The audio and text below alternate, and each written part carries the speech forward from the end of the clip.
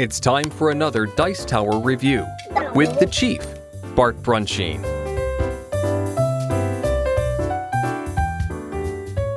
Hey, this is the Chief from the Dice Tower, and today we're going to be talking about Sedition Wars. Sedition Wars is from Cool Mini or Not.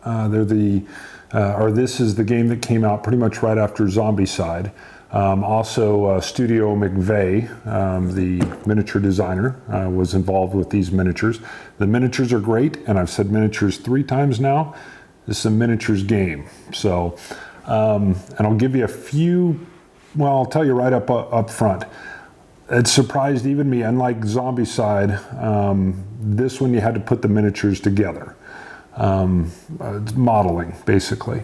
And there were some steps along the way that I'll show you when we get into a little bit closer that I wasn't prepared for. So this isn't open the box and play, but there's a lot of cool stuff to do in here. It's a 2-person game. You're actually controlling individual soldiers. I like that part. Same but different. It's kind of like Ambush. Ambush was a solitaire game, but I like the fact that you had individual soldiers that you're controlling. And it's hard to get that in a lot of board games. A lot easier to get that in a miniatures game. And I pardon, my son is waking up from his nap, which he shouldn't be awake yet. But we'll try to just deal with that. But let's go ahead and take a closer look, because I can show you a lot of the good and a little bit of the bad. All right, just to recap, this is a review copy. I've never put minis together. I was very excited when I got Sedition Wars, and I thought it was going to be almost identical to the miniatures in Zombicide, which I love. I backed it on Kickstarter, and I found out you actually have to put the miniatures together. It was a little embarrassing. I got a couple metal models sent to me from Oz for comparison purposes to the plastics. And I thought one of them was broken because the arms were not connected to the body. And I contacted him, and he knew right away that I was not a miniatures guy. He explained that's how they come.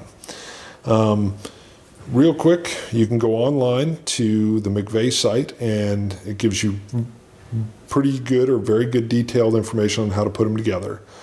You're encouraged to wash and rinse the models and then trim them up with a razor knife. There's not too much flash on them, but there's a little bit. And then you go ahead and get a plastic glue and start putting them together. This took me quite some time. And to be quite honest, I got the basic models put together. I was a little intimidated by the bigger ones, and I was really slowing down. After washing and cleaning and trimming, I had let the models sit for a couple weeks, originally with the intent to just dry, and then I got busy and I was doing some other reviews. So I came back, put these together, and I just did enough to get in and play the first mission. So there you go, but be aware there's a lot of manual work to be done here. From what I understand, it's very simple for a normal miniatures person. It was kind of a mid to high level difficulty for me. So, all right, gameplay. I can tell you I really enjoy the story. That's very strong feel of this hardened military force that's coming to check the station out and the horde that's in there. All right, here's the boards for the first mission in the campaign. This is basically the whole breach. Your units come on here. Well, I should say the Vanguard units come on here. I was playing the Vanguard. The Strain set up in this area. Then you got some different options. I'll show you. You've got kind of a horde battle going on. Now my guys aren't painted. You can see the silver fella in there is the metal one. But you can get a real good look at how good these miniatures look. I mean, you can feel the action.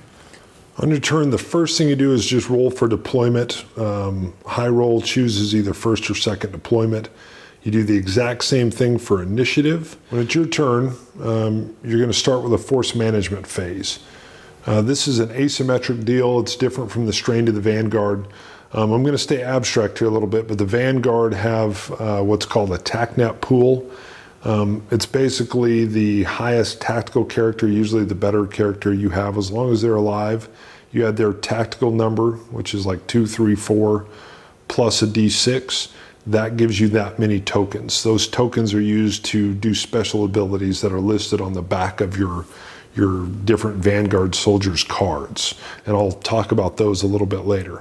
In the activation phase, your character can take 2 actions. They can't do the same one more than once, so they can move, they can attack, they can activate strategic points like med centers or a computer terminal, which allow them to do certain things based on scenarios. Or they can use some of their special abilities, which are listed on the back of the card. They could also instead do what's called a focused action, which is kind of cool, and this is good for both sides here, the Strain or the Vanguard. In the focused action, they could spend their entire turn doing one thing. So if the character runs, they get double movement. Most of the basic Vanguard characters can move 5. Everybody kind of moves 5 generally. So you could double the movement, or you could do a focused attack, which would allow you to add another D6 to your attack. First of all, lovely paint job. Mine aren't painted, they probably never will be. Just to show you the card real quick, this is the cost of the card, or for that character. You get a number of force points that you use when you're going to start a game, and that's the number. The tactics, this is just a basic trooper. He's just going to add 1 to your die roll, and your size is size N. He's just a normal size. This is how far he'll move, so you can move 5. In order to hit him, you're going to have to equal or exceed 17 with 3 die rolls, and then whatever modifier you have, and his health is 6. For his weapon, the Saber Kinesis Carbine, it's going to add 5 to your roll. So if I'm attacking a Strain, I'm going to roll 3 dice, and then I'm going to add 5 to it. This is a medium range. If I'm remembering right, medium range is anywhere from 8 to 11 squares away. And it's going to do, if I hit, it's going to do 5 damage. And there's a real cool thing with the dice. When you're rolling your 3 dice and adding your mod to it, if you roll any 6s, they're called open dice or exploding dice. Any 6s, you're allowed to roll an extra dice. And that helps you, 1, achieve the attack number or the defense number. And then if you exceed it, this number is how much damage you do. And then the 2 would be for every 6 that you roll, you're going to add another 2.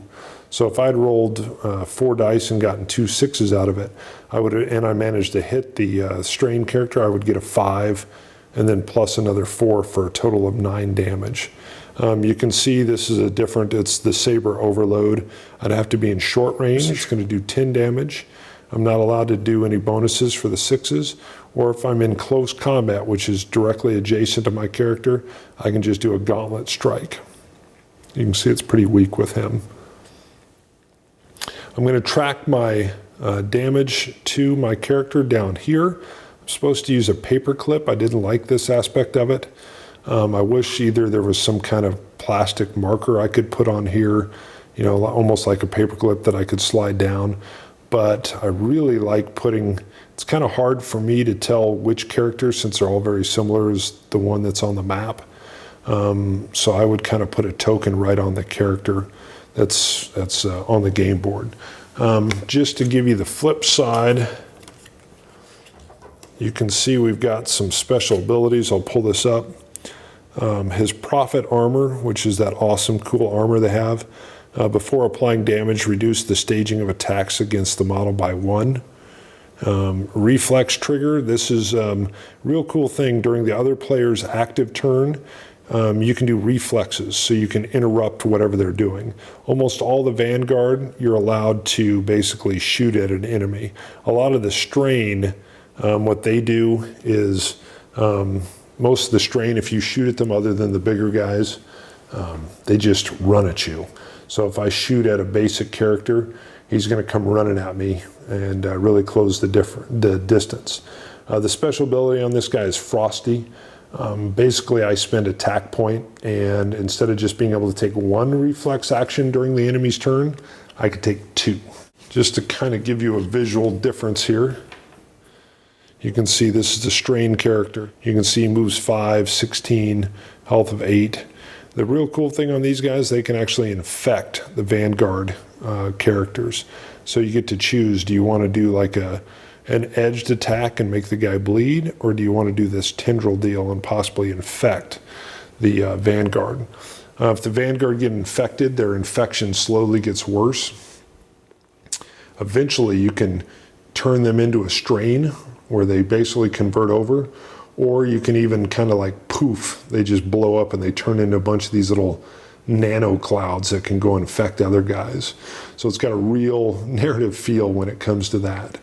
Movement on the board is simply squares. You can move diagonally on the squares as the same cost. There are some little levels and stuff that are on the board. I'll move here, see if I can kind of show you. You can see the squares. There's some artwork on the board. The doors are really neat. You have, what I'm focused on here is an airlock door and then a door that's between two tiles. Those are like regular doors. It costs an action to open them. You can then move through them easily. If you wanted to close them, you spend an action to close them. They've got some other doors in here, right there, which are kind of like Star Trek doors. If you're adjacent to them, they open, and if you move away from them, they'll close. The game's got a great look. Some of the playability I think is a little rough, and the rule book I struggled with. It's got some great narrative stories in there, but I had a hard time kind of finding the information I needed, or at least what I needed quickly. Like I said, I felt like I was under a little bit of pressure with the game, so sometimes I had a hard time referencing back and finding what I wanted to find when I needed to find it. It's got a great feel. I would actually love to see this as a graphic novel. I think there's a rich universe here. You can see how the boards are warping. Not a lot. I've flexed around with them a little bit just to keep them, but it's not horrible, but you can probably see how they pop up a little bit. So not great. All right, Sedition Wars. One of the best things about the game is the mission design. There's some strategic missions that you can do, play, and set up, but I really like the campaign missions. There's 10 of them, and they take you through a very nice, beautiful story. Mission 1 is literally the breach into Space Station Alabaster. Number 2 is setting up a beachhead, and then you move through the station and all the way to the climactic battle with the AI. The models, of course, are gorgeous. The comparisons that I've shown between the plastic models and the metal ones, I got to tell you, I like the plastic ones better. So I'm no expert at putting them together, and I don't intend on painting them, at least at this point in time. I'm more of a board gamer on that note, but they are very good looking. My son was just looking at the rule book when he walked by, and he did that freeze moment, came back, looked at the rule book, and started flipping through. And when he saw how gorgeously the models were painted in the rule book, he encouraged me to paint mine as well. I had to explain to him mine won't look that good. So, but gorgeous miniatures, great game. The board tiles, which I already referenced a little bit, the warping, there's been a lot of chatter around on different sites and pages and stuff. I don't like it. It's a problem. But you could see that for yourself. I also managed to spill a whole glass of Coke on the cards while I was putting the models together. I had the cards out so I could kind of look at them and also see how they were put together. And in the middle of that, I spilled Coke. So the warped tiles, the board tiles, are the least of my problems. My cards look very heavily used. So cards look great, a little bit thin on the card stock, but spill Coke on them. That'll really mess it up. The unique abilities that the different soldiers have and trying to get the feel for those and how to use them and how to use your TACnet little tokens or TACnet pool in order to allow your guys to and gals to do different things. Very, very well done on that.